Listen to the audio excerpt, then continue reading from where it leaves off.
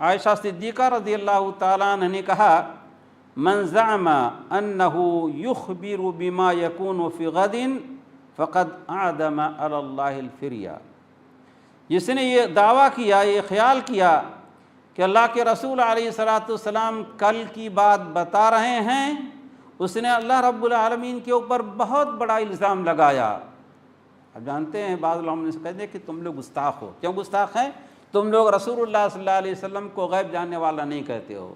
حضرت عائشہ رضی اللہ تعالیٰ عنہ کہتی ہیں کہ جس نے یہ کہا کہ رسول اللہ صلی اللہ علیہ وسلم غیب جانتے تھے، اس نے اللہ رب العالمین کے اوپر بہت بڑے الزام لگایا، کیونکہ اللہ تعالیٰ قرآن مجید میں فرما رہا ہے قُلْ لَا يَعْلَمُ مَنْ فِي السَّمَاوَاتِ وَالْأَرْضِ الْغَيْبَ إِلَّا اللَّهُ، کہہ دیجئے آسمانوں اور زمین میں اللہ رب العالمین کے سوا غیب کوئی نہیں جانتا۔ اور دھوکہ دینے کے لیے کہتے ہیں کہ غیب کے دو قسمیں ہیں، غیب ذاتی، غیب عطائی۔ غیب ذاتی تو اللہ رب العالمین کے ساتھ خاص ہے، مگر اللہ کے رسول علیہ الصلاۃ والسلام کو غیب عطائی ملا ہوا تھا۔ مگر یہ تقسیم کہاں، یہ شیطانی تقسیم ہے۔ صحابہ اللہ کے رسول علیہ الصلاۃ والسلام، صحابہ کرام یا ائمہ اعظام یہ تقسیم نہیں جانتے تھے۔